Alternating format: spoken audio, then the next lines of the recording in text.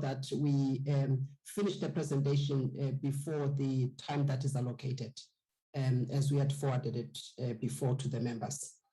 Chairperson, would like to thank you for inviting NERSA to share its views and also the experiences and challenges that we have encountered during the implementation of the Gas Act, and perhaps some proposals as we have based on those challenges and experiences. I have my team to assist. We forwarded the presentation. If they could just show the presentation so that I can go straight to it.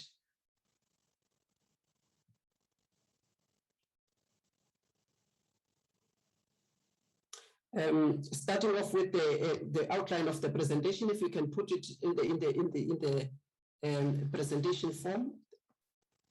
It's quite small, just make it bigger for the members to see. Chairperson, my name is Nomfundo Maseti. I'm the full-time regulator member responsible for the regulation of gas at NERSA, and I'm representing NERSA today in terms of the views that I will present before the committee today.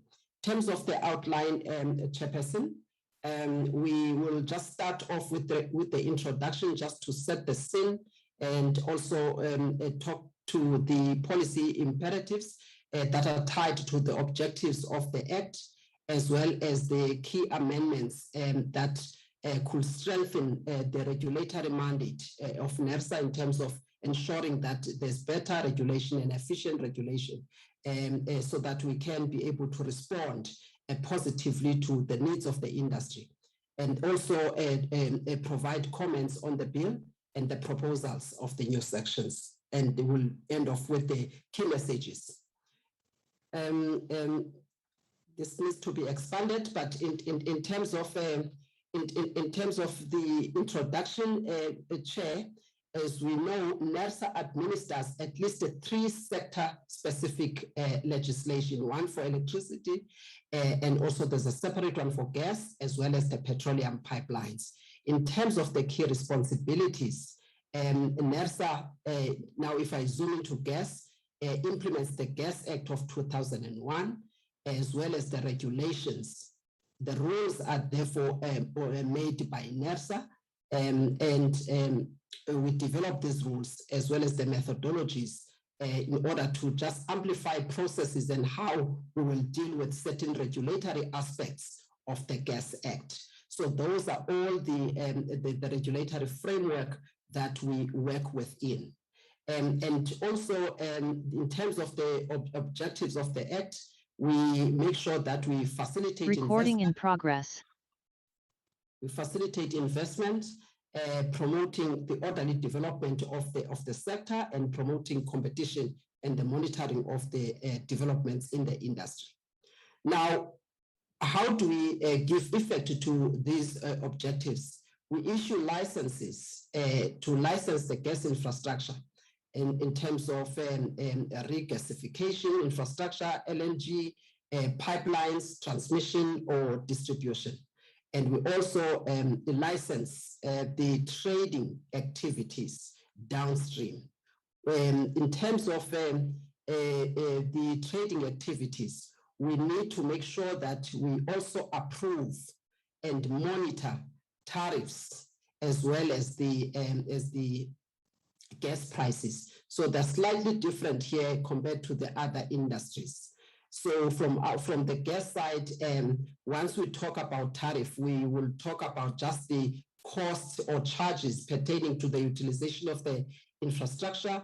And when we talk about gas prices, we're talking about the charges pertaining to the molecule itself.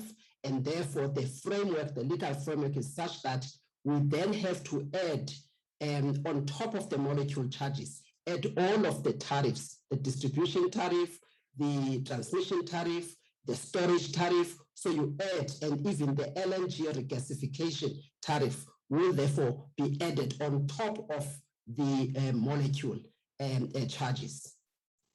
And then in terms of the mandate itself, the gas exploration and production upstream is outside of the mandate of NERSA. it is regulated by PASA, and also LPG regulation in terms of the prices of LPG is by the department. And then also there is that fragmentation where there's LPG in the Gas Act, as well as LPG in the Petroleum Pipelines Act. Both acts are administered by NERSA, and the third one, where LPG is also mentioned, is regulated by the department. I'll move on quickly to the next slide.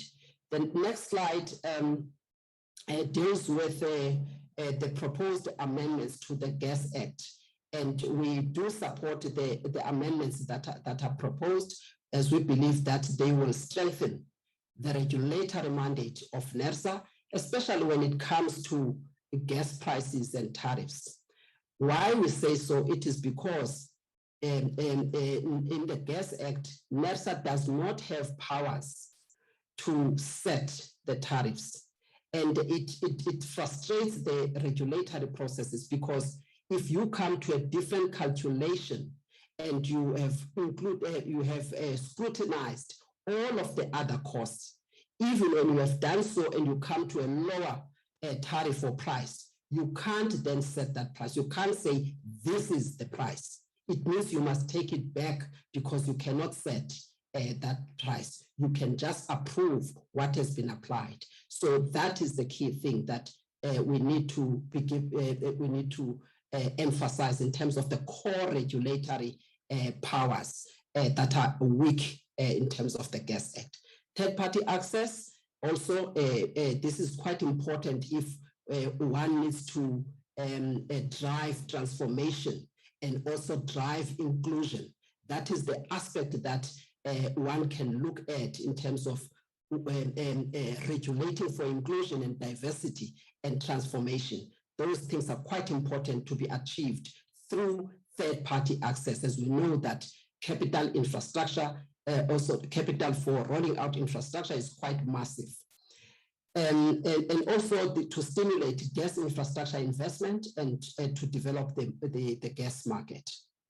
And also we think that it is important in terms of promoting competition in the gas market, and so that, because we have a monopolist in this market, and therefore we need to make sure that at least there is this investment to promote competition. We can move on to the next slide.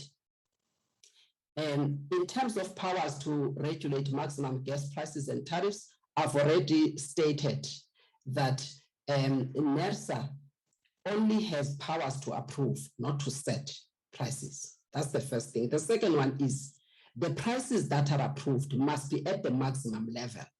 From there, licensees can charge any price below that maximum level. So that is the important thing. And the proposal here, which we support, is that the prices will therefore be set so that the regulator at least is given at least a reasonable powers that will not frustrate its effectiveness, as well as the regulatory processes. And also what is key there is that because the Gas Act is based on the principles of competition, before NERSA could even approve prices in a market such as the one that we have, where there's no competition, where parties have market power, they can charge very high prices. It means NERSA cannot just control those prices or say anything until NERSA first makes a decision on whether competition or the state of competition is sufficient. So that is the prerequisite before NERSA could consider any application for maximum prices. I think that's the emphasis in terms of at what stage do we even discharge our mandate when it comes to prices. So that's the critical part that presents some challenges as well. And we're not saying that it just should not be competition review. It must be there, but perhaps the issue of conditional intervention by the regulator based on competition is something that perhaps they need to be looked at carefully. In terms of the tariffs, it's the weak regulatory powers again. We don't approve, we set the tariffs. And also there is no statutory powers in all of the tariff or other areas of natural monopoly. That area of natural monopoly is the distribution pipelines. It is a natural monopoly. However, there is no power to set tariffs or even to approve tariffs. And it is a serious, I think, regulatory gap. And we have seen it where you will get a distribution tariff. The monopolist exploit it, a distribution tariff of 20 rands, but the one that will regulate, you will pay around 5 rands or 6 rands. So it shows where the monopolist will therefore exploit that regulatory gap in terms of the distribution, as we don't have powers to regulate. So that's what is happening right now on the ground. The powers to regulate maximum price and tariff are providing the rules.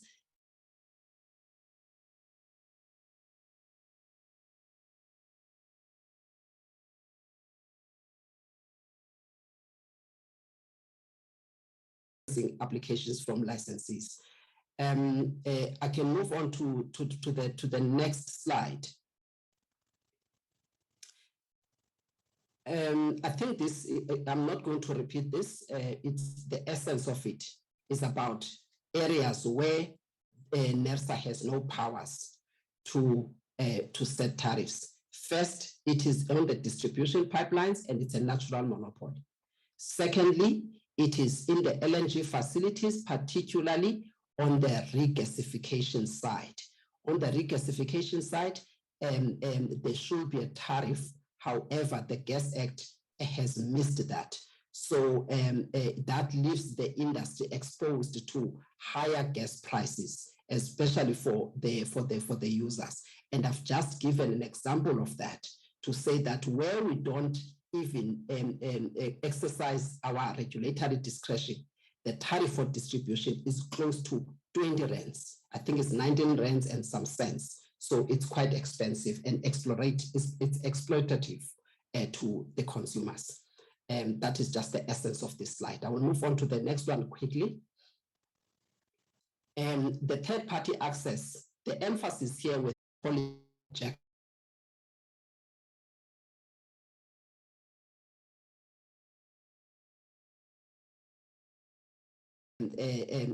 infrastructure.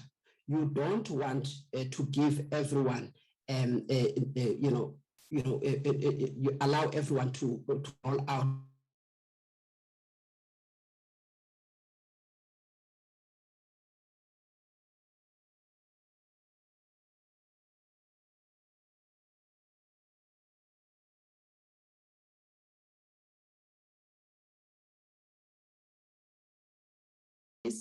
as well as the distribution pipelines. The Act does not allow others to utilize that infrastructure at the cost. So we think that it's a gap that needs to be addressed. If we don't use the third-party access principle, therefore we are also unlikely to advance the objectives of regulating for inclusion as well as transformation, because others may not have the amounts that are required to invest, and therefore they can simply utilize the infrastructure that is there. But also, if one has a merchant model where the owner of the infrastructure may not want to utilize that infrastructure for its own activities, but they would want market participants to utilize that infrastructure. So if you now don't have the third-party provisions in the distribution and LNG, you are unlikely, therefore, to fulfill that role. So that is the essence of this slide. The powers to enforce compliance and also just to increase the scope of compliance. This relates to the imposition of the fine and the discretion to suspend a license for a specified period of time in order to make sure that licensees comply with a notice that the regulator would have issued. So there is a new insertion by the department or by the committee in terms of section 34A. as well as consent orders. We support that proposal because we believe that it will strengthen even the regulators' enforcement efforts through those two insertions. And we think that these provisions, therefore, are necessary to make sure that compliance and voluntary compliance is being enforced by the regulator, and also to prevent repetitive contraventions. Because the situation currently is that NERSA, unlike other regulators, it is very difficult for NERSA to get to a stage where it could impose an administrative fine. You simply have those provisions there. But every time that a licensee does something wrong, they know that, first of all, NERSA will always have to start by issuing what we call a yellow card. Every time it has to be a yellow card. For you to get to the red card, it will be only when you had given them, say, 3 months or 6 months to say, correct the wrong that you have done. And if they then correct it at the last minute, you can't even say, pay back all of that, the overcharge to the consumer, that you have caused.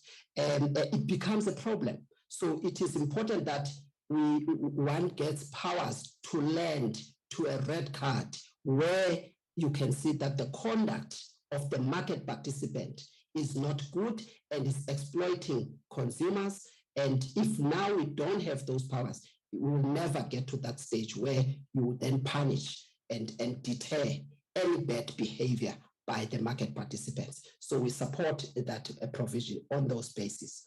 And also powers to regulate other hydrocarbons. We also support that object insertion. The limited exclusivity for gas distribution. This one, without getting into all of the bullet points, the emphasis here is that the distribution pipeline is a whole lot of things. I don't know how it was left out. First of all, NERSA cannot stipulate or regulate any tariff. The second thing is that the distributors are given exclusive areas. Nobody else must come to that area. And what happens, sometimes they don't even develop that area. They will foreclose others in future and keep that area for as long as you had granted the license, because they are granted exclusivity. But that exclusivity cannot just come on its own without obligations.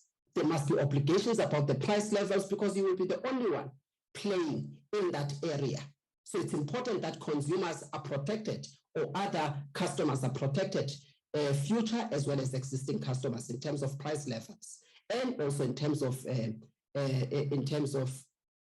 the supply. So therefore, it's important that there is mandatory access to distribution. Coming to the other sections, the definition of trading, it is suggested that it focuses on the sale of gas if one needs to qualify as a trader. The challenge that we picked up there, or the impact, is that the definition completely excludes the sale of gas by a transmission company to a distributor as a trading. So it is something that needs to be looked at carefully in terms of the language that is in the bill currently. And if that is not looked at carefully, it will create a regulation. Mama said 2 minutes. I'm trying to help you. 2 minutes left now. Thank you. Thank you, Chairperson. Let's move on to the next one. I think the eligible customer part is the new definition on the distribution. Let's move on to the next section. The next section relates to section 4.1 of the bill. It's an enhancement. It relates to the complaints and investigation. We think that it must just assist NERSA to be proactive in terms of inquiring on the activities of the licensees. We can, in terms of the market inquiries, a proactive investigation without necessarily investigating based on complaint, but on our own accord. And the next one has to do with the proposal to recommend to the minister regarding any matter contemplated on the Act In terms of this, really deals with the procedure, and we have provided the proposed solution based on the impact as we foresee it. We think that the new section should be added after section 4.1, and we have provided the wording there right at the bottom of the slide as to what can be included.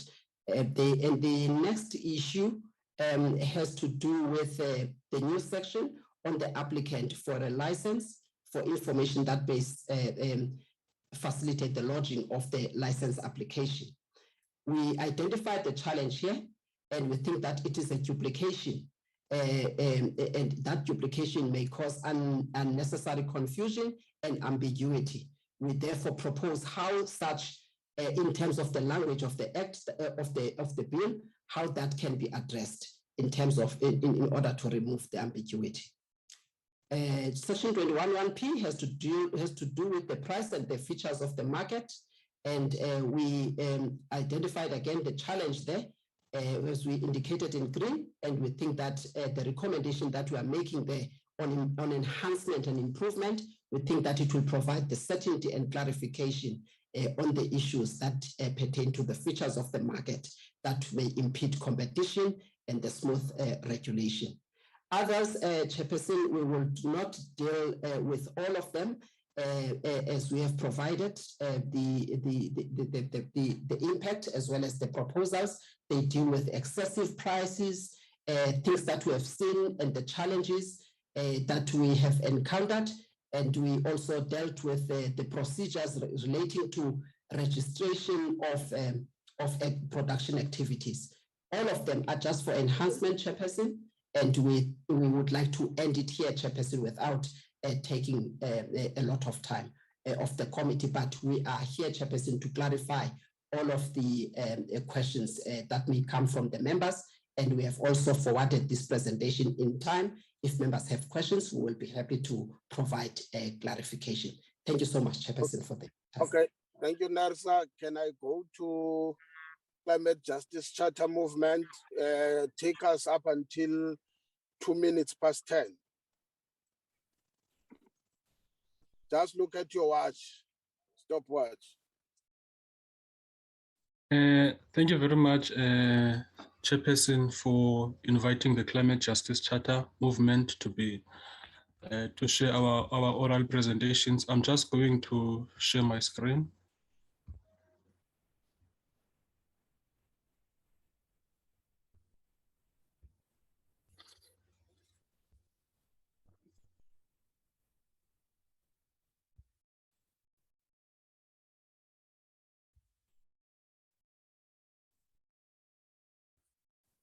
I hope that is visible, Chairperson. Thank you very much for inviting the Climate Justice Charter Movement to come and share our oral presentations to this committee. My name is Charles Semane. I'll be speaking on behalf of the Climate Justice Charter Movement. So as the Climate Justice Charter Movement, we are a very diverse movement that brings together many civil forces.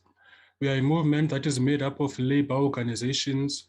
We are a movement that is made up of media organizations, that is made up of faith-based organizations, a movement that is made up of women's organizations, a movement that is made up of academics, and a movement that is made up of some of the leading climate scientists, some of which have been part of the IPCC reports over the years.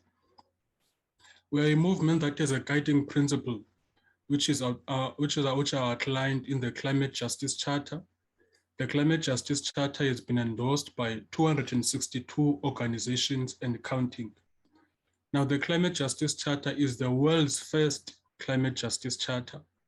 We developed it out of years of campaigning with our partners in labor, with the rural movements, with water-stressed communities. So it is the results of years of activism and academic work, as well as scientific inquiries.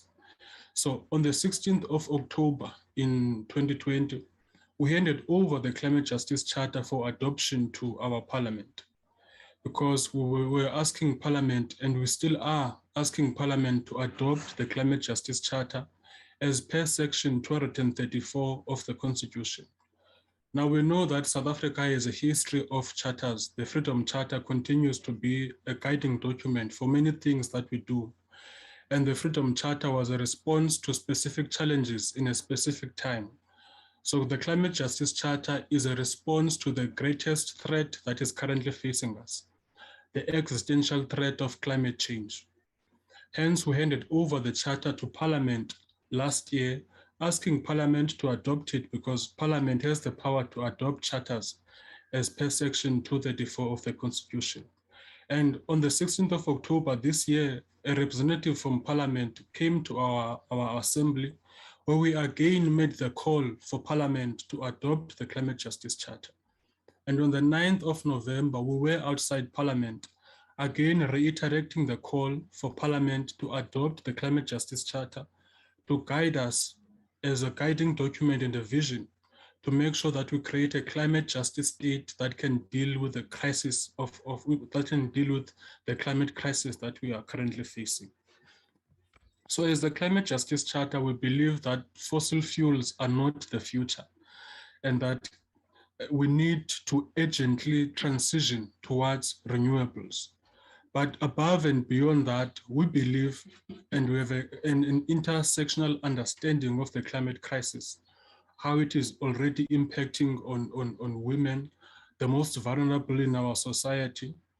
So we reject this amendment as much as we rejected the original bill itself. So we believe that the bill violates Section 24 of the Constitution, because Section 24 of the Constitution gives everyone in South Africa a right to an environment that is not harmful to their health. Now, we believe that the continued extraction of these greenhouse gases undermines Section 24 of our Constitution. We believe that the right to health will be undermined by the extraction of very harmful greenhouse gases, which we understand and which have been scientifically proven to be extremely harmful, which undermine human health, the health of the workers, and also undermine the health of the communities. For example, the United States Environmental Protection Agency found that exposure to chemicals like benzene, like formaldehyde, like hydrogen sulfide in the process of shale gas extraction can cause cirrhosis, which is an incurable lung disease. It can lead to liver failure, autoimmune disease, reproductive disorders, and other illnesses, as well as increasing the risk to cancer. So further extraction of these greenhouse gases undermines our right to an environment that is not harmful to human health. And we also understand that the extraction of coal bed methane will require extensive use of our groundwater resources.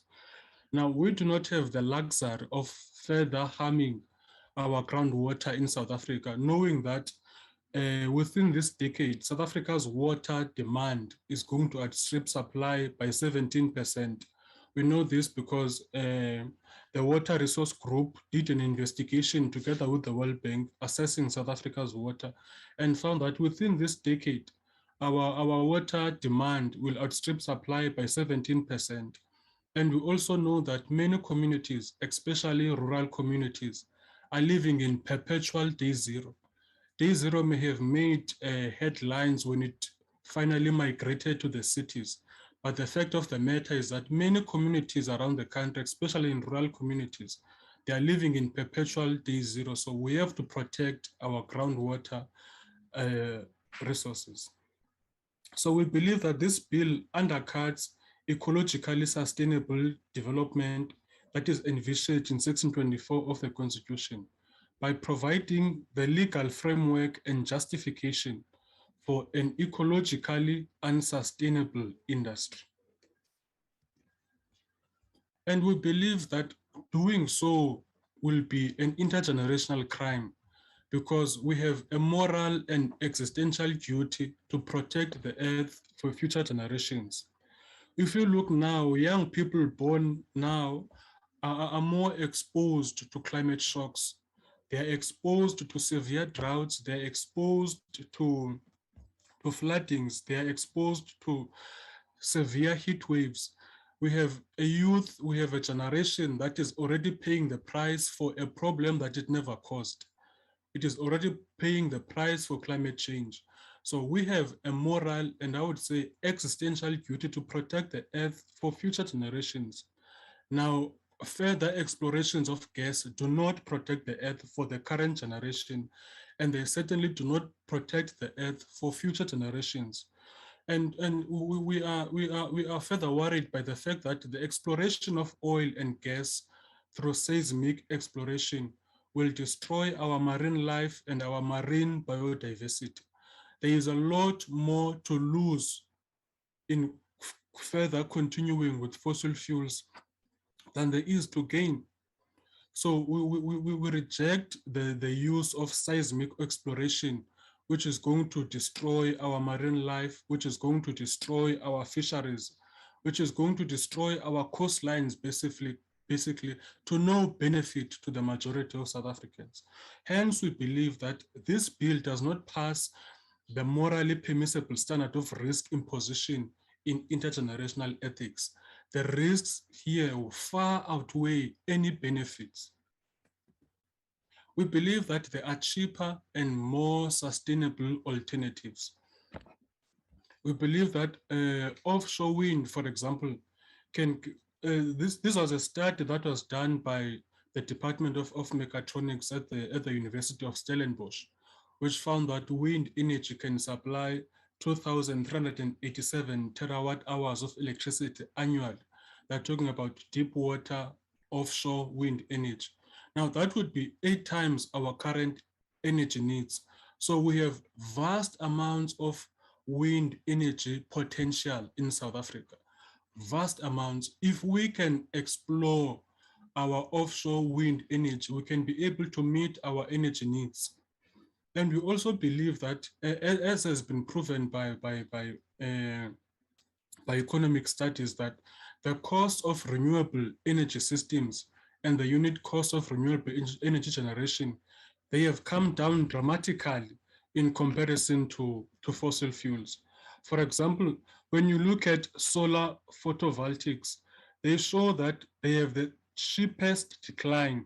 From 2010 to 2019, you see an almost 82% decline, followed by concentrating solar power, which has seen a 47% decline between 2010 and 2019, followed by onshore wind energy, which has seen a 40% cost decline between 2010 and 2019. And you also see that electricity cost from utility scale PVs has fallen by 13% year on year.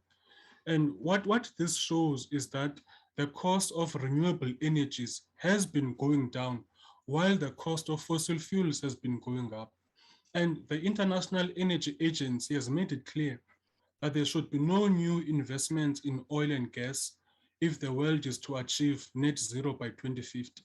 Now, net zero itself is a problematic concept because it is based on false solutions of carbon capture and storage. But if let's say, for example, we put net zero as a target for 2050, by continuing to further explore these fossil fuels and by locking in gas, we are not even going to reach shallow solutions of net zero by 2050, undermining our nationally determined commitments and undermining our commitments to cut our carbon emissions. So investments in renewable energy have more than doubled in comparison to investments in fossil fuels. The rest of the world is moving away from fossil fuels towards renewable energy. And we have the renewable energy potential to not only be a leader in Africa, but a leader in an example the world over. So sorry, I Yes, made sir. a mistake. Then let me correct it now. I know you would not have corrected it because it favors you. It's not 10:02. It's supposed to be 9:52, which means you still have got 10 minutes to go. Perfect, sir. Thank you very much. Okay. Thank you very much. Right. So Southern Africa is already warming at about twice the global rate of temperature increase. So if the world is to reach 1.5 degrees, as the IPCC report has shown, then Southern Africa is looking at a 3-degree overshoot. Now, a 3-degree overshoot for Southern Africa will be catastrophic, especially for us, a country that largely depends on rain-fed agriculture, because a 3-degree overshoot will mean extreme levels of evapotranspiration, making it very difficult for our farmers to survive under those temperatures, undermining our livestock, undermining our agriculture industry as a whole, as we have seen with the droughts from 2015, 2014 onwards, the El Nino induced droughts. We are a country that is very vulnerable to evapotranspiration. We are very vulnerable to El Nino induced droughts. So as the world reaches 1.5 degrees, we are likely to see temperatures up to 3-degree overshoot, because Southern Africa is warming at about twice the global rate of temperature increase, as climate scientists have seen. Now, this will lead to climate famines. This will lead to climate refugees. This will lead, inevitably, many people are going to die. Now, climate shocks are increasing in frequency and in severity, as we have seen all over the world, that climate shocks are increasing. We are now seeing climate famines all over the world. We are seeing them in countries like Madagascar. We are seeing climate famines starting to hit particular regions of the Sahel. So climate shocks are increasing in their severity and in their frequency. And we saw in 2021 that carbon dioxide levels reached 415 parts per million in 2021, as observed by the Mauna Loa Observatory in Hawaii. Now, this was a record for the first time since records began. And another climatic tipping point is the fact that the Amazon rainforest is now emitting more carbon than it is absorbing. And so, and due to large amounts of deforestation, this is catastrophic for the earth as a whole, but even more so for Southern African region, which is already warming at about twice the rate of temperature increase. Ice sheets are receding in the Arctic. El Nino droughts are becoming more frequent, as we have seen with the El Nino drought that, according to climate scientists, induced the droughts that we saw in Cape Town that led to day zero, but also with the understanding that there are communities in South Africa who are already living in perpetual day zero.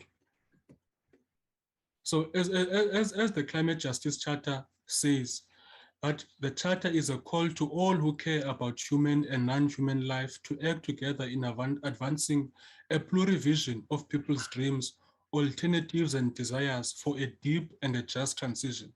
And we believe that further pursuing legislation that creates a legal framework for further exploration of fossil fuels, which are destructive, which are leading to the greenhouse effect, will not help us in reaching a deep and a just transition.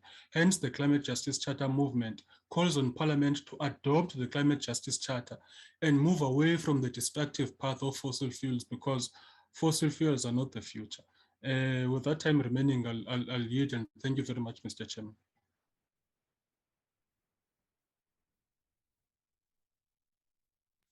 Wow, thank you very much, sir, and from your teams. You set a very good record. I'm sure all of us will meet. Is it Sakeliga or Sakeliga? Or sorry if I called the name wrongly, but it's Sakeliga. You can take the platform. You have done a favor. It means you will take us up to, that will take us up to 208. Thank you, Chair. Yes, it is Sakeliga, so no worries on the pronunciation there. Honorable members and observers, thank you very much for this opportunity. My name is Martin van Staden. I'm a legal fellow at Sakeliga, which is a business community with over 12,000 individual and corporate members. Sakeliga is dedicated to the principle of more business, less politics in South Africa's commercial environment. And our litigation, our policy advocacy, and our campaigns around entrepreneurial independence really do speak to this principle. Now, my remarks today are as short as Sakeliga's written submission on the gas amendment bill was. We do not have much to contribute on the gas industry specific aspects of the bill or environmental concerns. Our contributions relate only to those aspects of the bill that form part of a broader trends that we see in other pieces of legislation as well. Now, in this respect, our contributions are a bit more limited than that of the other speakers. Now, Sakeliga is concerned about the renewed dedication evident in the bill to policy that is of a racial nature. The Gas Act has been on the statute book since 2001, and already there we saw provisions of this kind. But in our view, this cannot justify the same approach 2 decades later in a society that is constitutionally committed to non-racialism. Clauses 14 and 20 of the bill, in particular, reconfirm the obligation on firms in this sector to provide government with information related to the promotion of Black economic empowerment. And this seems to form part of the licensing conditions in the sector.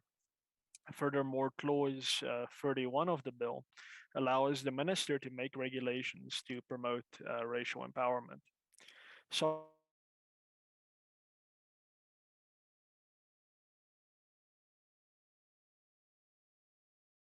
racialization of commerce in South Africa. While these policies are necessarily built on the good intentions of empowerment and righting the wrongs of the past, in practice they disincentivize wealth creation, they create unnecessary resentment, and they cause firms to try and stay under government's radar, meaning that there is inevitably less investment and in some cases even disinvestment. Clause 20 in particular is a cause for great concern in our view. It effectively allows a firm in this sector to have their license suspended for not complying with government's empowerment targets. Now, in this respect, one must remember that any economic activity is necessarily part of an ecosystem and never takes place in isolation. The mere fact that there is activity in this sector means that thousands are employed, that the economy is stimulated, that important goods are being created, and that the production process is being supported for consumption, and that South Africa is internationally competitive. In other words, the prosperity of the gas sector, just like any other sector, is in itself necessarily empowering. It is well and good for government to have an additional empowerment agenda, but by allowing the regulator to suspend licenses because this additional empowerment agenda is not being complied with, is in our view to throw out the baby with the bathwater. Research by the World Inequality Database appears to show that government's redistribution policies have benefited only a small number of persons designated as historically disadvantaged, while the vast majority of Black South Africans have only gotten poorer, and this is in the period of 1993, I believe, to 2017. And this, we argue, is a necessary consequence of having politics rather than economic and commercial considerations, picking winners and losers in the economy.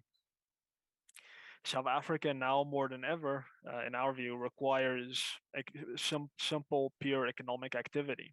We have over 11 million unemployed people who can and should be working. We cannot afford to disincentivize economic activity any more than we currently are already. We should make it very appealing in all economic sectors, including this one, for firms to start up and start doing their thing, and for foreign investors to choose South Africa as their preferred destination of choice. We can certainly encourage and perhaps even incentivize compliance with empowerment targets, but that must be kept voluntary. And this bill, seen in the context of other bills, is moving away from that. Coercive measures such as the suspension or the withdrawal of operating licenses or the imposition of fines must be completely out of the question, at least for as long as South Africans continue to suffer extremely severe economic hardships, especially now in the period of the post-COVID lockdown. Sakeliga therefore strongly recommends that the amendment bill be revised to be race neutral and to make the Gas Act itself race neutral. And we further and instead be revised to encourage more general economic activity in this sector in any way that it can. Moreover, Clause 31's unfettered discretion for the minister to make regulations regarding the promotion of racial empowerment is also concerning. And this is because when it comes to a sensitive area like racial policy, and I think we can all agree that this is a sensitive area, it is very imperative that such decisions of whatever scope and extent, or no matter how small such decisions are in their application, must be left to the people's elected representatives in parliament, you honorable members, in other words, rather than being left to officials and politicians in the executive branch who are exercising a discretion that has been granted to them. It is for that reason that we also recommend that any regulation making powers that the minister might have in terms of the amended act exclude anything having to do with racial considerations. Now, honorable members, I'm entirely aware of the common objections to what I have said.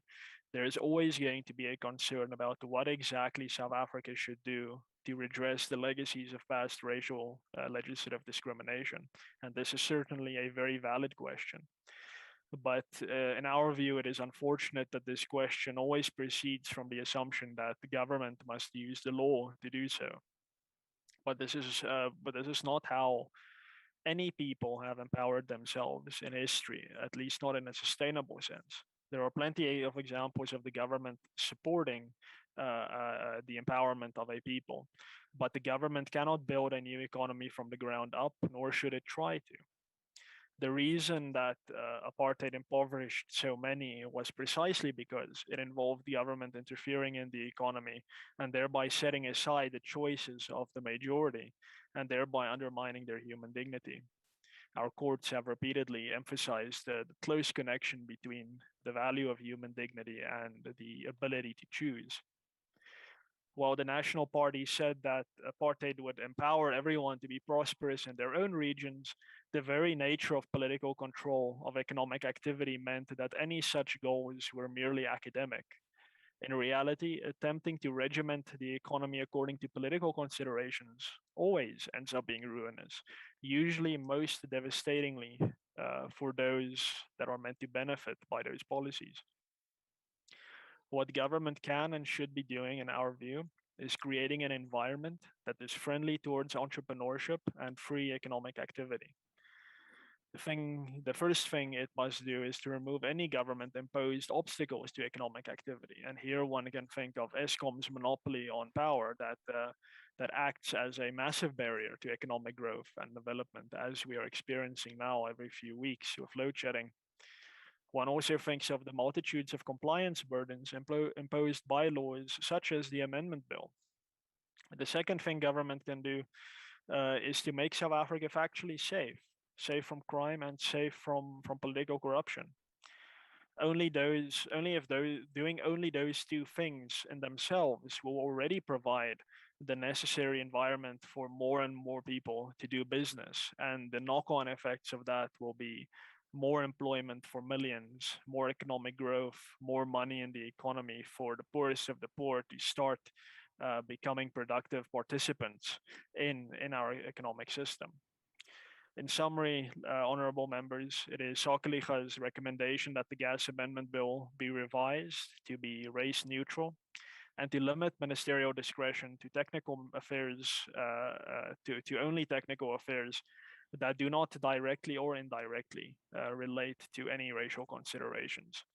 And with those short remarks, honorable members, I thank you for your time and I thank you for this opportunity.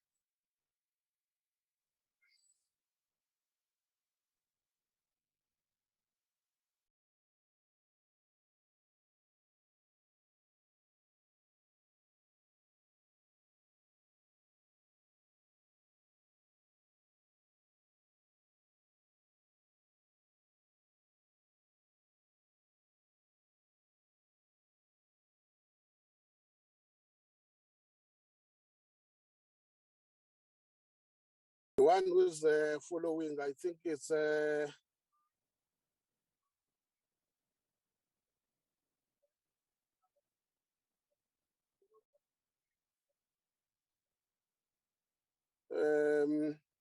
Green Connection. You can take us as 10 o'clock, take us to 20 past 10.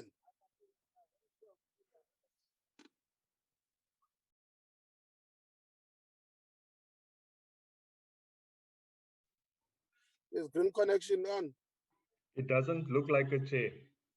I've even asked in the chat, but it doesn't look as if they're on the platform, Chair. Yes, there is Green Connection on the platform. Oh, Okay. Take us through until 20 past.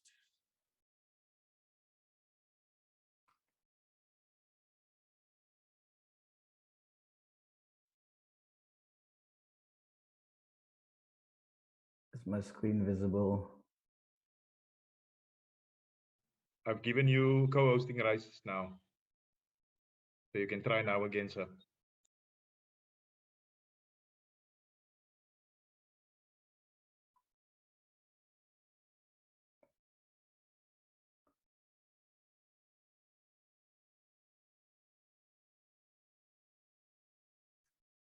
Are we visible?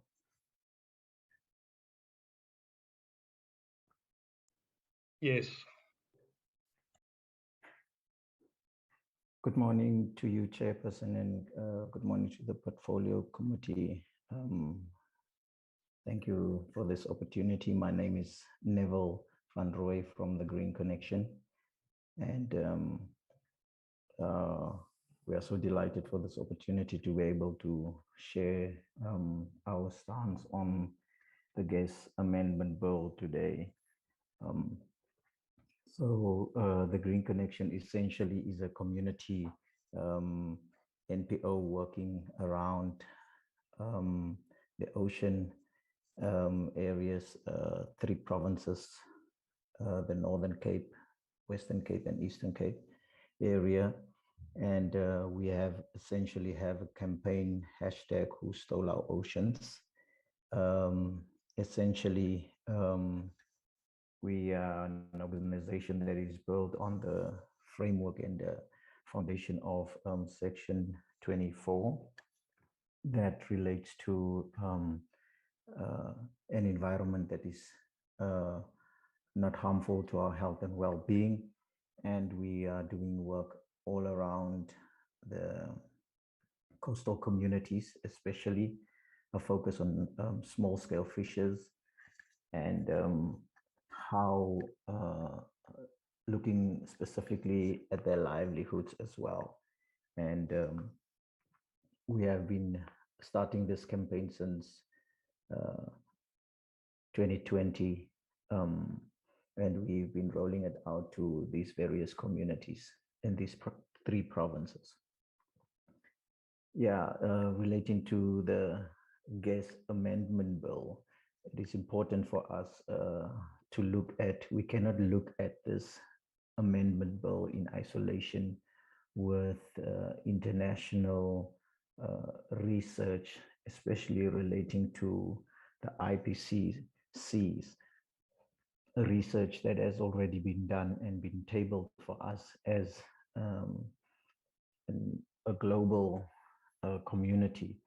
It's important for us to look at any fossil fuels, energy type related issues in relation to what has been said in borrowing from international research that is already in place.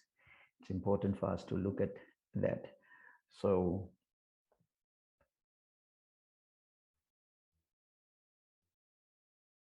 we know it's important for us to look at how we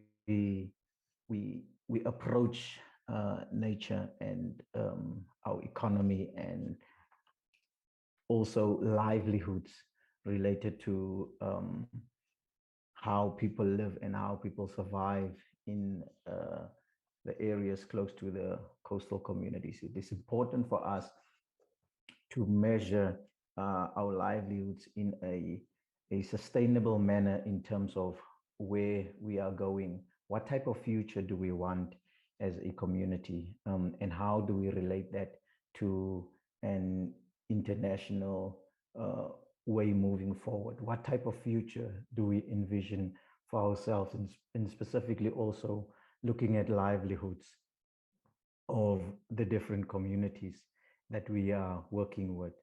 It's important to look at how the environmental and social justice relate to those communities, especially. And for us, it's important when we hear about gas, we know that it's important for us to know that gas is not, part of the future that we see ourselves in. We envision a future without gas based on the climate emergency that we're finding ourselves in currently. It is important to take note of the rest of the world migrating away from fossil fuels currently. And we are alarmed of the fact that as a South African continent or Africa, we don't want to be last on the bandwagon of exiting this fossil intensive industrial activity in our country, in our continent. And when we essentially say just transition, we do not necessarily mean the same as the government framework and understanding of a just transition. We need a transition that is already beginning to make the exit plan, as in immediately now, so that we can move away from fossil fuels, oil and gas, that is so harmful to our environment, that is threatening not only the environment, the ocean, acidification and sea level rise, and all those type of complications, but also limiting and restricting and harming livelihoods of communities that is dependent on that very environment next to the coastal regions of South Africa. Currently, I'm working on the coastal towns, and my experience with these communities is that they are most of the time left out of public participation processes that is so key to developments happening around the coastal areas. To my shock, communities is always the last to hear about gas infrastructure or offshore oil and gas activities in the ocean. And that is one of the areas that is so alarmed for us. And public participation is a key process for community to be involved in, to say if they want the oil and gas activities in the ocean or in the surroundings. And many times in my experience, these communities have to blow the whistle almost halfway in the discussion to say that we are here, can you notice us as well? Do we ever say, do we ever write?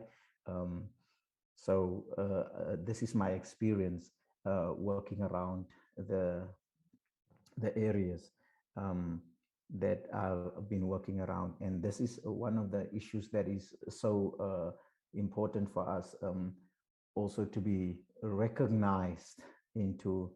Communities have a say, communities have a right, communities have a voice. And sometimes this voice is being sidelined by industry and government partnerships.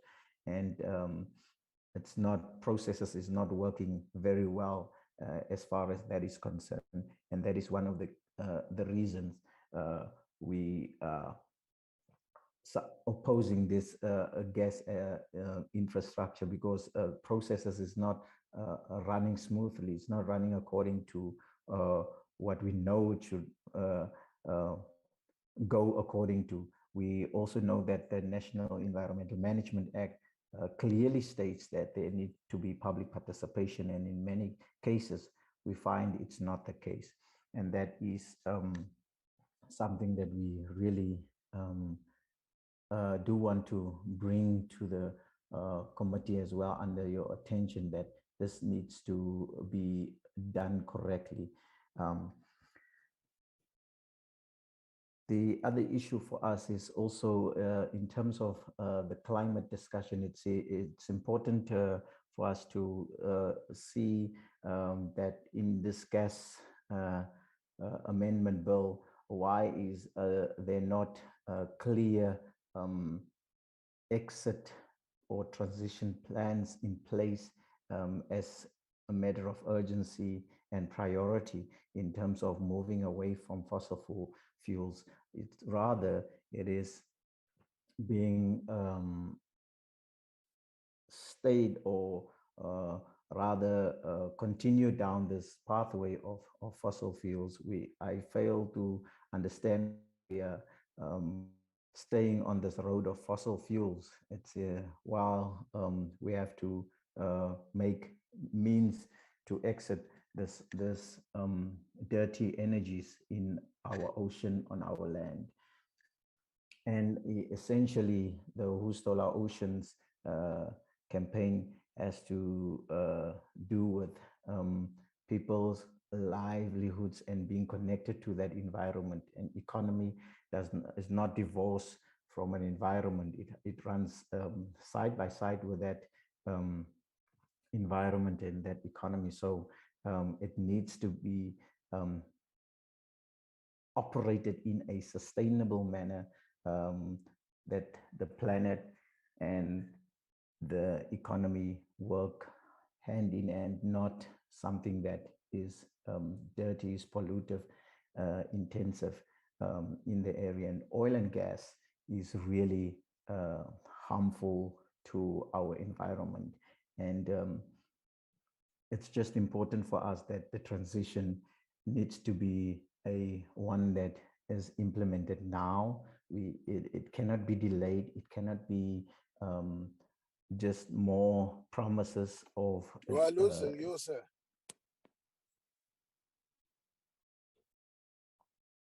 Can you hear me now?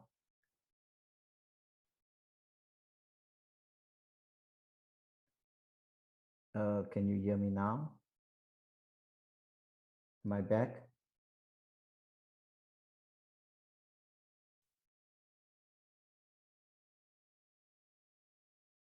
Can you hear me, Chairperson? Can you hear me now? Am I audible now? Ayanda. Boss. Am I audible? Okay, thank you. Thank you. Yes, so yeah, so it's important for us to know that climate change is no longer just a distant phenomenon. It's something that is here. Someone has already mentioned the zero water crisis of Cape Town. There's the water crisis in the Karoo. We are a few days away from extreme weather patterns, examples that we have seen in the coastal town of George.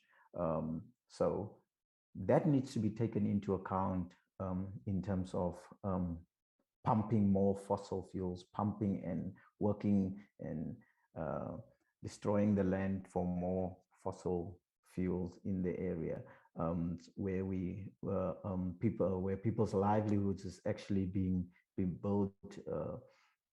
Yeah, we know what type of future we want as a people. People know what type of future they want, and that needs to be respected. And now that means a future that is without fossil fuels. So we would request from the portfolio committee to really start this discussion of moving into a renewable energy type of a energy framework or energy future that we really know is sustainable for our country, where we know that our country speaks for itself in terms of renewable energy potential that we have in this country is enormous in terms of solar and wind and biofuels or biogas that we are able to tap into, and that possibilities need to be explored. Why is it being not ignored? Why is it being ignored? So that possibilities need to be explored much more vigorously, because we don't, as a country, we don't want to get on the bandwagon of exiting the fossil fuel industry last, and or being on the climate crisis wagon last again.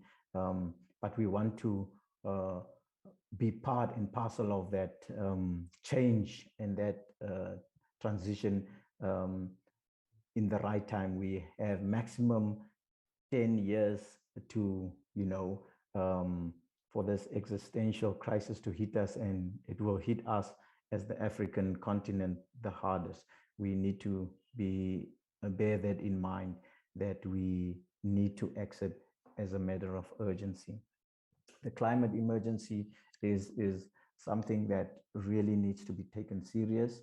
And when we see more gas, when I do my visits around the country and I see that there's another seismic scoping, that I see there's another oil and gas environmental impact assessment out, it just shows that our country is not serious about the transition that they're talking about. Is we're not sure the President Climate Commission, what type of discussions is being held there? Why is it not discussions that is exiting us from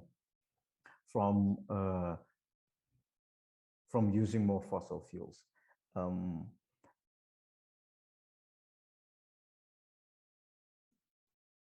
Yeah. So thank you, Chairperson. Thank you to the Portfolio Committee for this opportunity to just share our ideas around this. Thank you. Thank you very much. That was on record time. Obviously, the facts are there. Let me say I appreciate the cooperation that you are giving to this committee. Like I said, I'm not going to be the one who is the star, speaking more than any other one. Honorable members, I will do you a favor. From NERSA to us, please listen very carefully. No comment. Just questions of clarity on the issues they've raised without being positional, because they can say something that you want to hear. We may disagree with what they are saying, but something that will help us or will help you as a member of the committee, that when you make your point, when we do deliberations, you know that you are making a point exactly on what the person would have said in the meeting, something that you want clarity, that you may not understand what is the meaning. Obviously, they can't say things that we all agree or that we agree with. They're entitled to do so. So the clarity should be about avoiding distortion. Just in the event we make reference to the point that they would have made. Please bear with me, just in 2 minutes. No comments, just questions of clarity from NERSA up to the last presentation.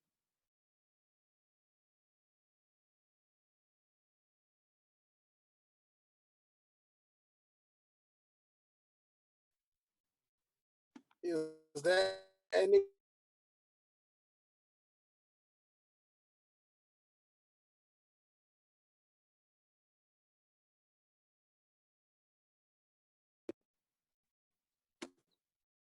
okay, I don't see any hand of NERSA, accept Please bear with my insensitivity.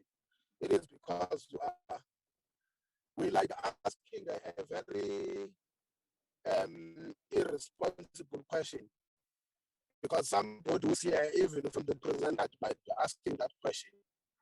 That have you made contributions? Because one would have assumed that NERSA is part of those that are proposing the amendments. I didn't want to question or to block any written submissions. But can I ask that question? Have you been part to the development of this bills, amendments? And if so, what has been that would have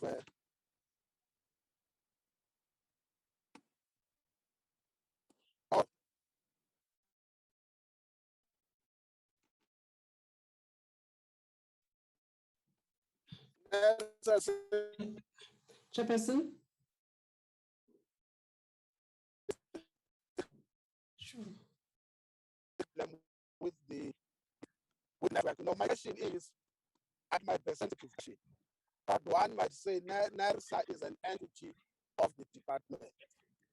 And if so, have you made presentations or were you part or not part of the development with regards to the proposed amendment?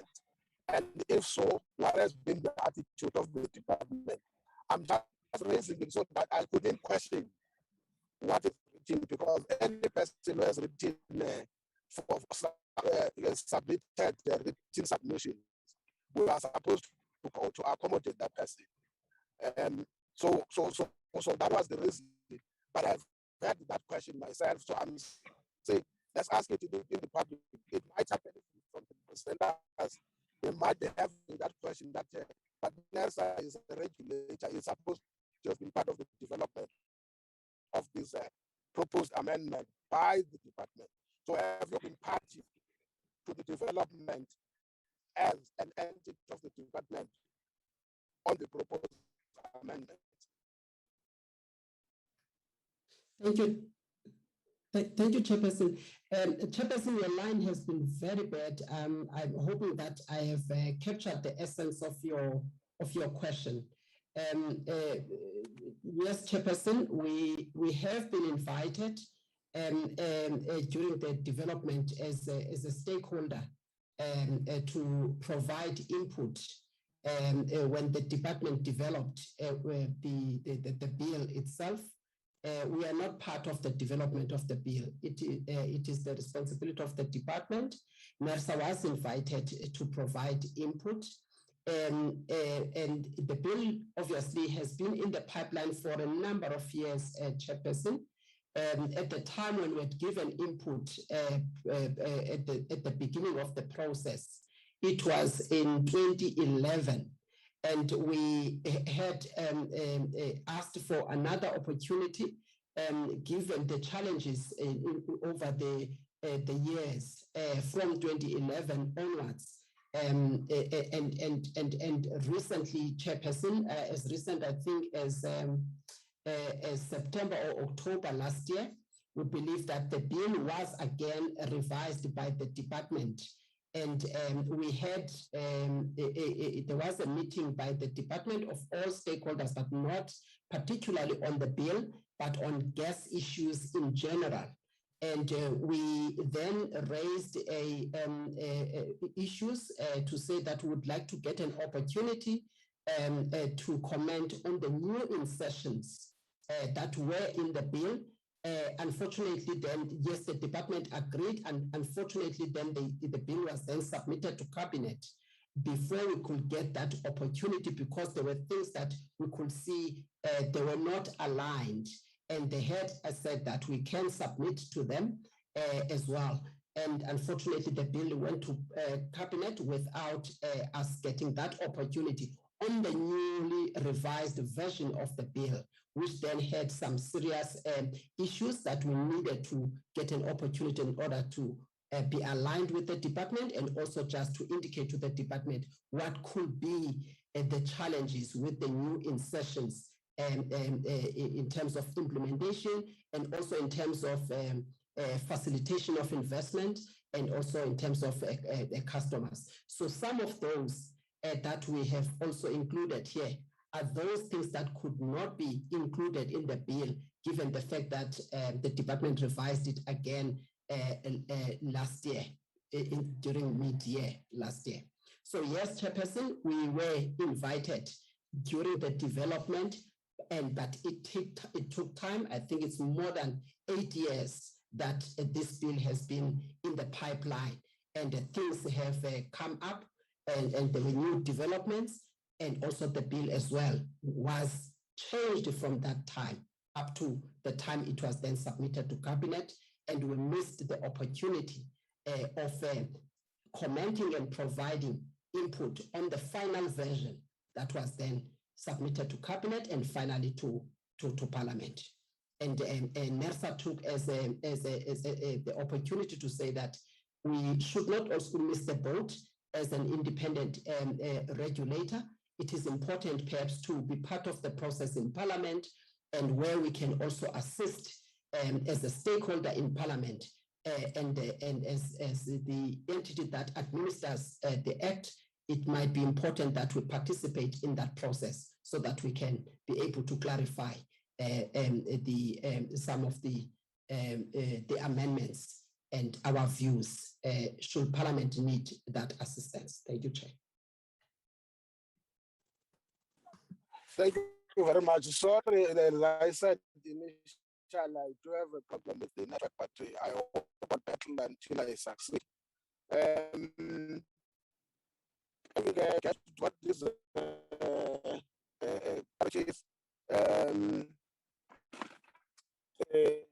We have to ask those questions, even if they are difficult, so that those who may not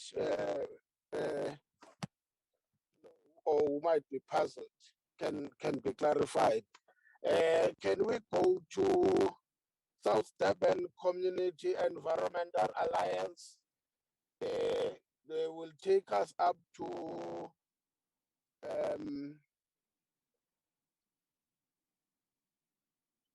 10:48.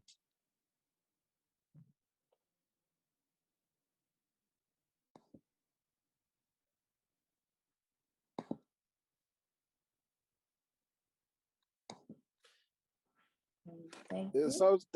South Durban Community Environment in Yes, Environment I'm here. Alliance. Okay, the floor is yours. Okay, thank you so much. I'm just trying to share my screen.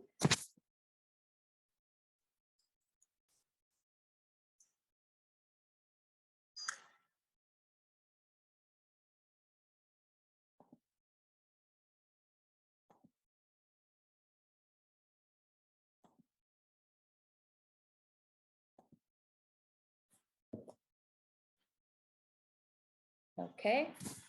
Can everybody hear me okay? Yes, we hear you. Okay. So I am presenting on a submission from the South Durban Community Environmental Alliance, and I work with Desmond Dessau in the South Durban Basin in Durban, of course. And the South Durban Community Environmental Alliance, we are representing 21 communities and environmental organizations, and we focus on environmental justice and social justice in the South Durban area and in KZN. We also represent the vulnerable and disadvantaged persons whose lives and livelihoods, jobs, and small businesses all depend on the protection of ecosystems of KwaZulu-Natal and in the vicinity of Durban. SETC, as we most commonly know, has been around for over 2 decades now, and we are all for the improvement of environmental management in KZN. and in the industrial areas of South Durban. With the gas amendment bill, it falls short when it comes to achieving many of the goals that it sets out in its introduction. I'm not going to read all the text on the screen because I am sure each of you have been through the bill.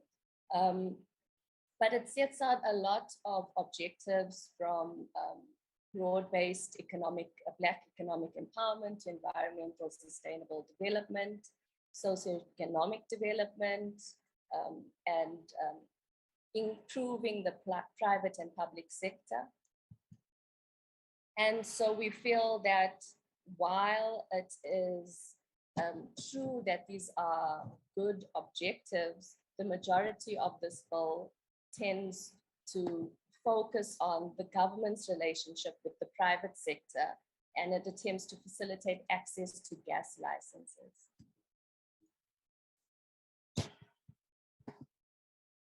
In terms of public participation, we feel that public participation, of course, is vital to all governmental processes and all processes that involve the environment, and all things need to be included, especially in terms of the gas amendment bill.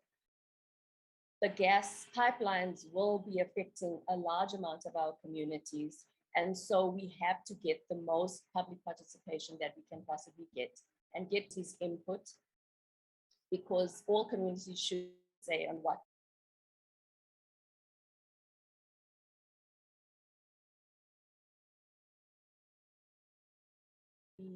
We say that it needs to be reconsidered because the process needs to be more inclusive. Applying to the energy regulator, it is important that there are public hearings where the public can express their concerns. And I know that this process is currently ongoing in terms of the public hearings, but just if we look at KZN as an area, there are a number of towns and communities in KZN, and there's 500 informal settlements, I mean, from northern KZN to southern KZN.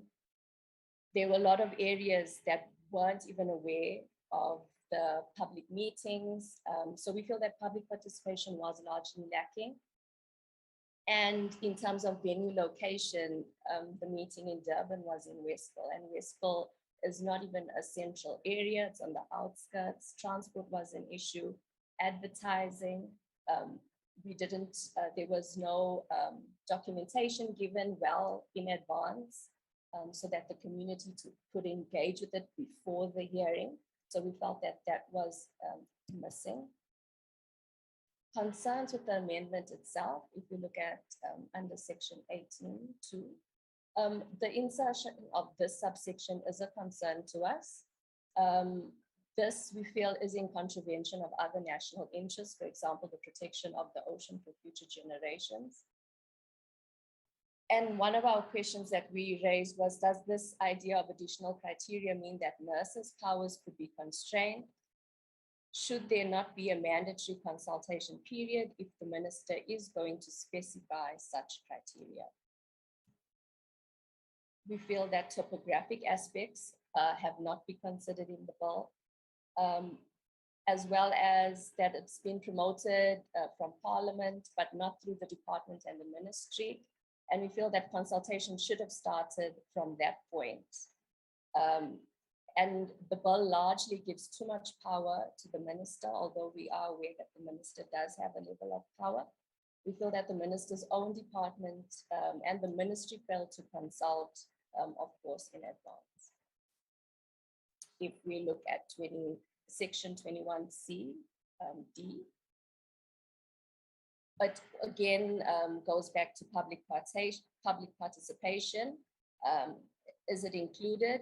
What principles does this pertain to? Will there be any public consultation around these principles specifically?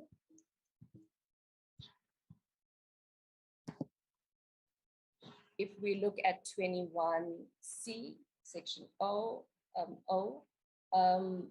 it mentions without undue discrimination. So our question around there would be, what does without undue discrimination mean? What is required from the developer? And we've also noted that it should be a clause that states that there needs to be free and prior consent from landowners needs to be included, since private land will be crossed.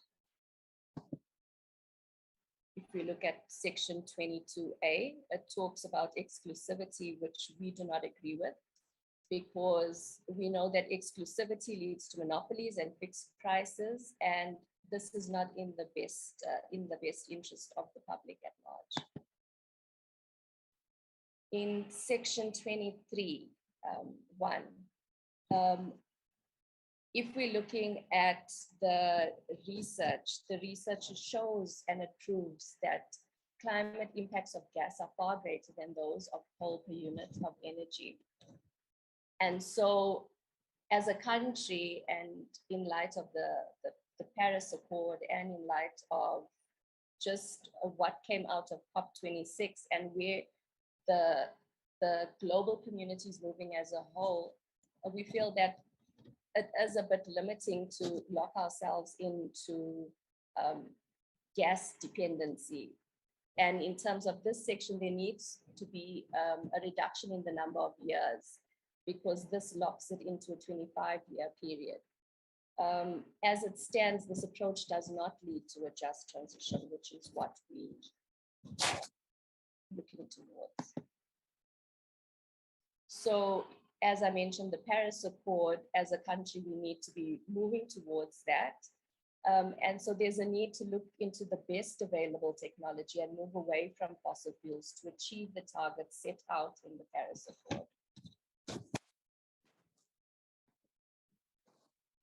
So in order to be in line with the Paris Agreement goals, South Africa would need to adopt more ambitious climate action beyond the integrated resource plan, and look into increasing renewable energy capacity, phasing out coal-fired power generation, and avoiding investing in natural gas.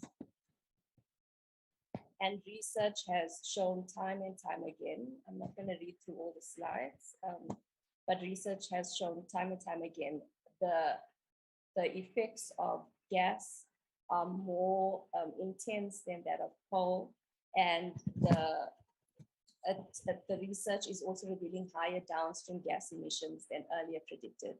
So because we have new methodologies and technologies, we are able now to document the effects much better than we did previously.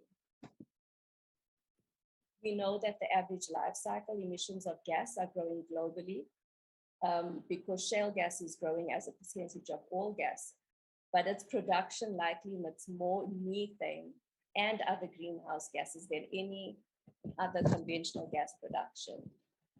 Even though the markets are growing, the large amount of gas to be burned greatly increases the gas's greenhouse gas emission, which does not enhance our environment or benefit our communities.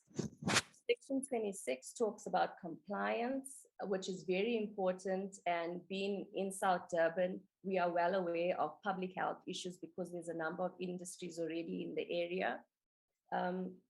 We are calling for a strategic environmental assessment to be done that needs to be conducted where all parties are involved. A strategic environmental assessment must be developed before any amendments of the bill take place. The need for it needs to be assessed. Section 28A talks about the gas master plan being revised annually in line with the IEP. We feel that the gas master plan revision should undergo a strategic environmental assessment with each revision, which of course then goes hand in hand with inclusive public participation as part of this process. Again, we feel that the power given to the minister in this bill is quite a fair amount, and we don't want any infrastructure to operate without a determination. Any deviations from the plan need to go through the proper consultation process.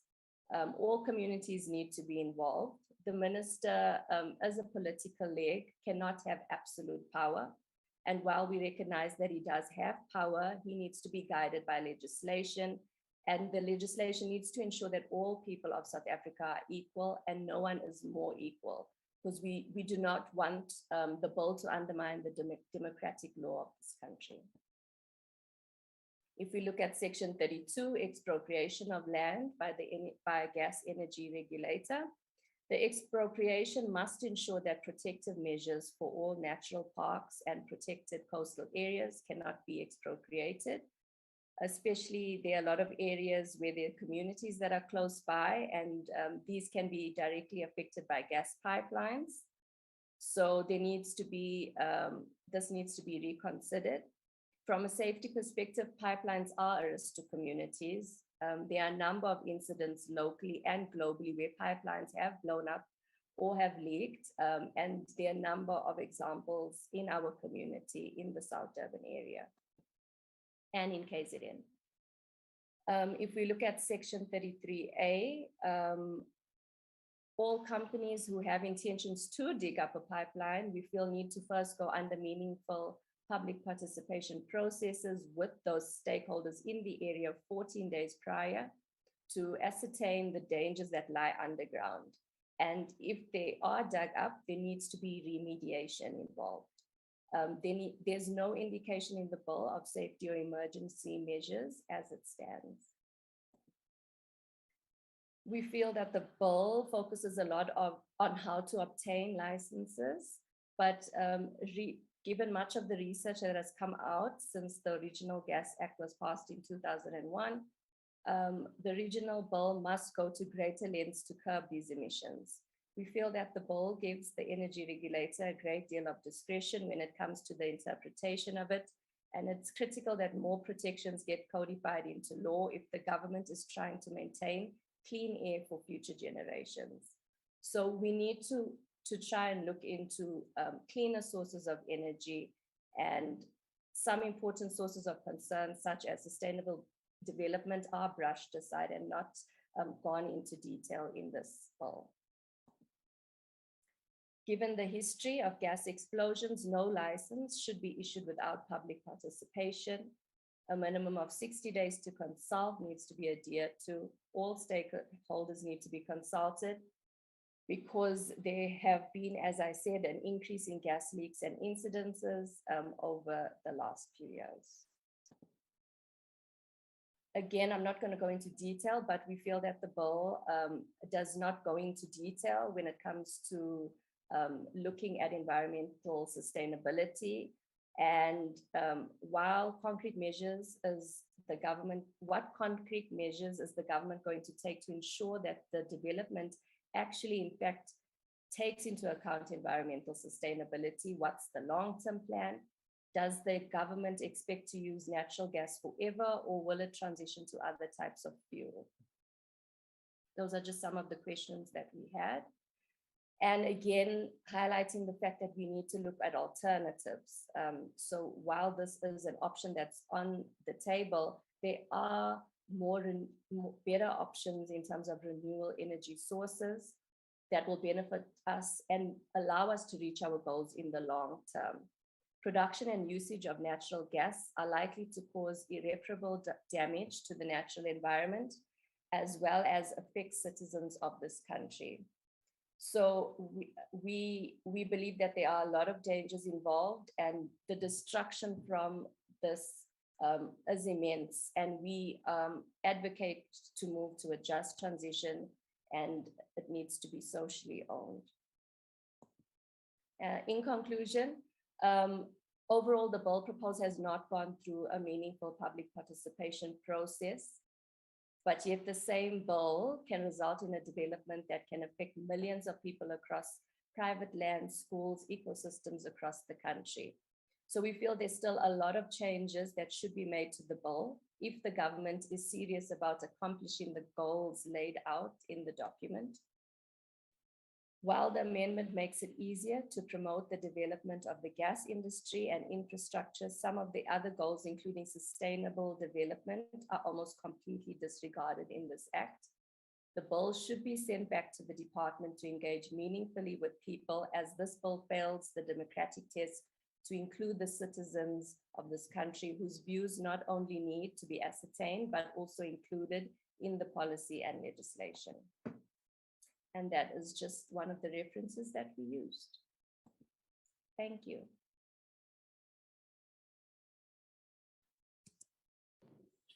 Thank you very much, ma'am. You were on point, on time.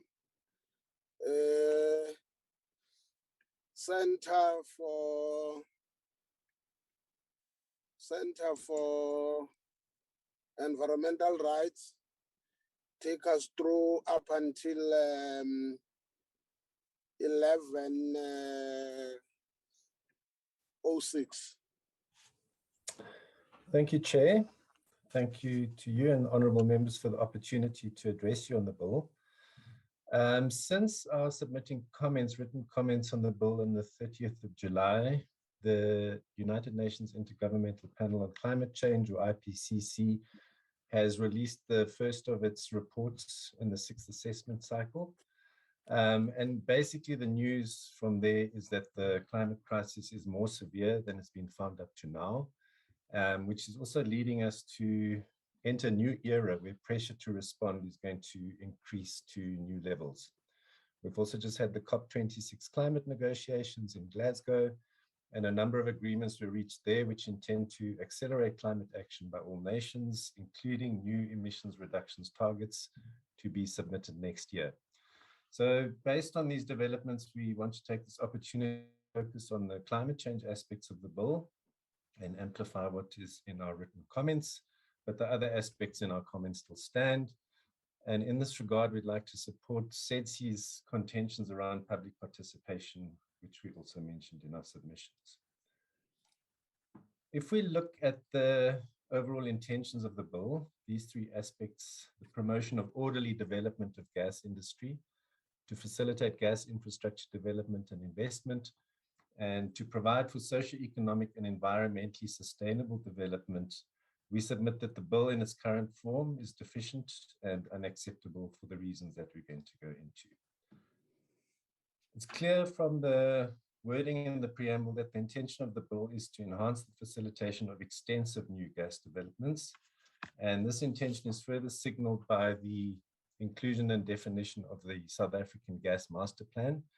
If we look at the discussion document of the master plan, it promotes and describes the so-called benefits of gas and details various mechanisms through which gas demand can be stimulated. This includes South African power generation sector, and this master plan discussion document openly advocates for more gas to power developments. We've also obviously seen repeated statements from the ministers signaling ambitions to expand the gas sector and unlock investment. And then we look at the integrated resource plan itself, which caters for 3,000 megawatts of new gas, for which a determination has already been issued. But we also know that there are, at this point in time, 18,000 megawatts of gas to power projects in the pipeline, in some form of application process. And if we look at all of these things together, we can see that there's obviously a huge political and commercial ambition to expand gas. Unfortunately, this is happening at a time when investment in fossil fuel infrastructure, including gas, will introduce unprecedented levels of risk to society. The scientific community, including the IPCC, tells us that in order to avoid major climate change risks and impacts, all efforts should be made to limit global warming to 1.5 degrees above pre-industrial levels. And in order to do that, we need to see a 45% reduction in greenhouse gases by 2030, which is a really steep reduction trajectory. And we also need to see net zero by 2050.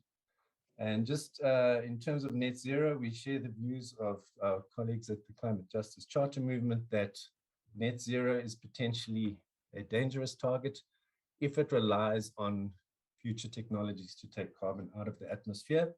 And at this point in time, those don't exist, and we need to see net zero as absolute zero. And as a number of other submissions have highlighted, this 1.5 degree limit that we're trying to attain means 3 degrees for South Africa.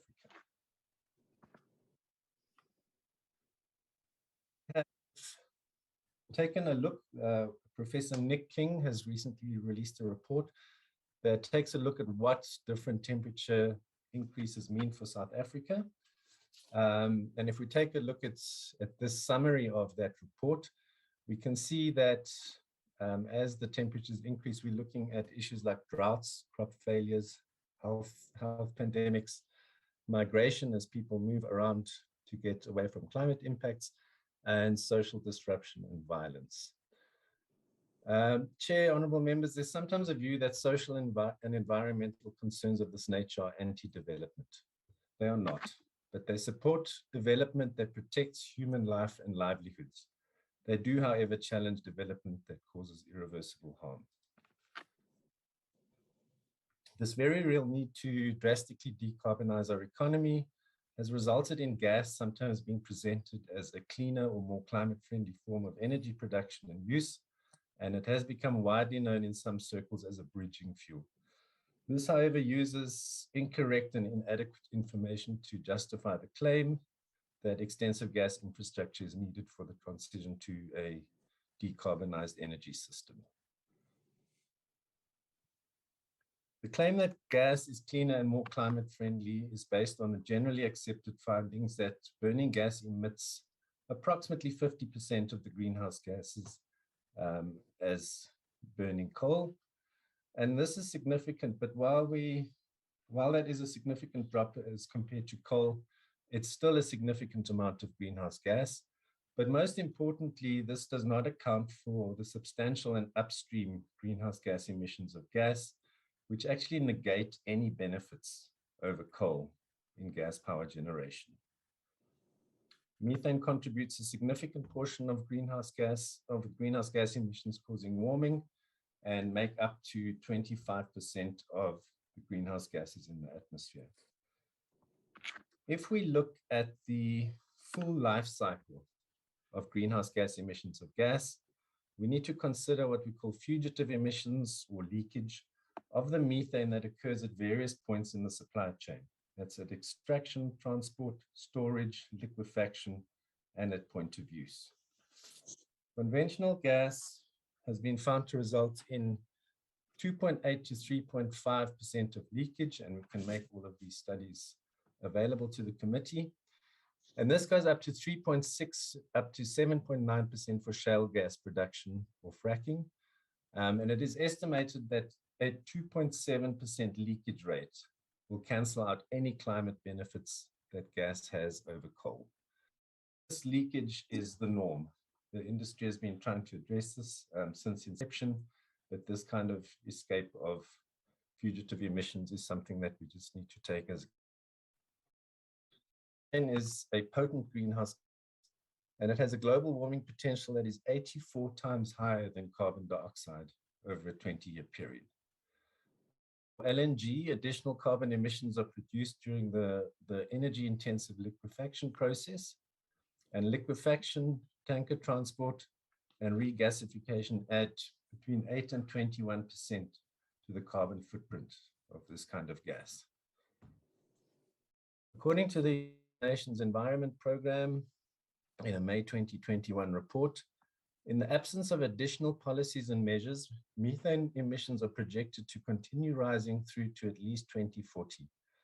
Current concentrations are well above levels in the 2-degree scenarios under the IPCC situation, and the Paris Agreement's 1.5-degree target cannot be achieved at a reasonable cost without reducing emissions by 40 to 45% by 2030.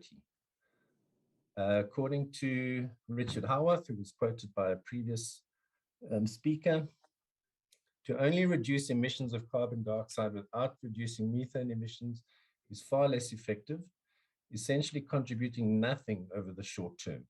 Global warming only starts to slow after 30 or more years of reduced carbon dioxide emissions.